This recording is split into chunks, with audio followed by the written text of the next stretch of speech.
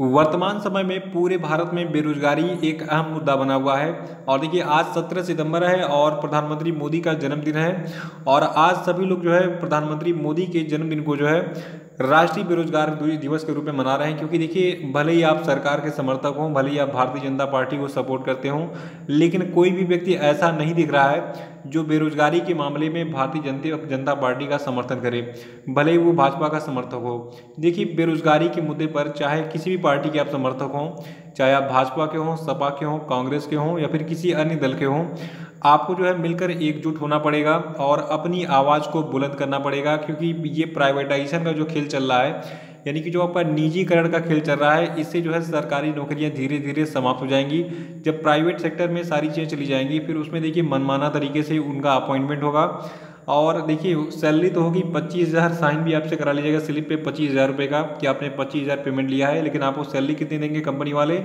8,000। करना है तो कीजिए, नहीं तो अपने घर जाइए। तो यही अच्छा मौका है पूरे भारत में विरोध करने का। देखिए हमें कभी भी किसी भी प्रशासक के गलत नीतियों को सपोर्ट नहीं करना चाहिए, भले ही हम उसके कितने भी कट्टर समर्थक क्यों ना हो। तो आज देखिए पूरे भारत में जैसे कि विरोध चल रहा है।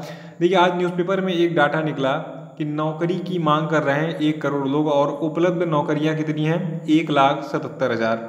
तो ये डाटा हिंदुस्तान में निकला था और उसमें बताया गया कि पूरे भारत में जो है बेरोजगारी के मामले में पश्चिम बंगाल पहले नंबर पर है। पश्चिम बंगाल में सरकारी नौकरियों की मांग कितनी है? 23.61 लाख। उसके बाद फिर यूपी है, यहाँ पर कुछ डाटा कम है, 14.62 लाख है। फिर बिहार जो है ये बेरोजगारी के मामले में तीसरे नंबर पर है।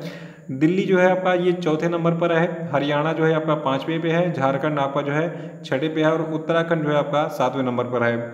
तो सबसे ज़्यादा बेरोजगार आपके बंगाल में है, फिर उसके बाद यूपी में, फिर बिहार में, फिर दिल्ली में, फिर हरियाणा में, फिर झारखंड में, फिर उत्तराखंड में। क्योंकि देखिए पॉपुलेशन के हिसाब से मतलब ये पॉपुलेटेड एरियाज़ भी हैं और यहाँ पे इसलिए बेरोजगारों की संख्या अधिक है। और आपको बता दूं देखिए आजकल हर व्यक्ति चाहता है कि मुझे सरकारी नौकरी मिले, एक अच्छी सरकारी नौकरी हो और अच्छी लाइफस्टाइल हो, सिक्योरिटी तो हो, कम से कम एक तारीख को हमें 30,000 25,000 जो भी मतलब सैलरी हो कि इतना मतलब पैसा मेरे अकाउंट में आएगा और इस पैसे से मैं अपने बच्चे की फीस जमा करूँगा, माता पिता की दवाइयाँ लूँगा और बीवी के कुछ जो नीड्स होगी उसको पूरा करूँगा, उसकी शॉपिंग करवाऊँगा और इतने में घर का खर्चा चला के उसके फिर कुछ पैसे सेविंग करूँगा फ्यूचर के लिए। तो हर आदमी यही सोचता है कि एक सरकारी नौकरी हो मेरे पास और मेरा जो जीवन है वो सेटल हो जाए।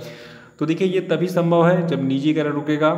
और ये संविदा का जो खेल चल रहा है, देखिए संविदा का विरोध तो करना पड़ेगा सबको। एक ऐसी तिथि निश्चित करनी पड़ेगी पूरे भारत में, सभी जितने भी एजुकेटर्स हैं जो ऑनलाइन पढ़ा रहे हैं उनको मिलकर। देखिए पिछली बार सभी एजुकेटर्स ने और स्टूडेंट ने मिलकर विरोध किया था पूरे एक साथ यूनाइट होकर पूरे भारत में। तो रेलवे, ग्रुप डी और एनटीपीसी का डेट आया है। इसी प्रकार एक बार फिर से जो है थाली बजानी पड़ेगी, कोई डेट निश्चित करना पड़ेगा। तो ऐसे ही मतलब विरोध करेंगे हम शांतिपूर्वक, बिना किसी सरकारी संपत्ति को या फिर सार्वजनिक संपत्ति को नुकसान पहुंचाए हुए अपनी आवाज़ को सरकार तक पहुंचाएंगे, जैसे ट्वीट करके। मतलब ये बहुत अच्छा सोशल मीडिया, बहुत अच्छा प्लेटफॉर्म है जहां से आप अपनी बात कह सकते हैं और सरकार को अपनी बातें मनवा भी सकते हैं, अपना विरोध प्रदर्शन शांतिपूर्वक कर सकते हैं। और जल्द ही मैं बताऊंगा आपको नए अपडेट की अगली बार क्या करना है आप लोगों को। तो मिलते हैं जल्द ही। तो इसी के साथ जय हिंद, जय भारत।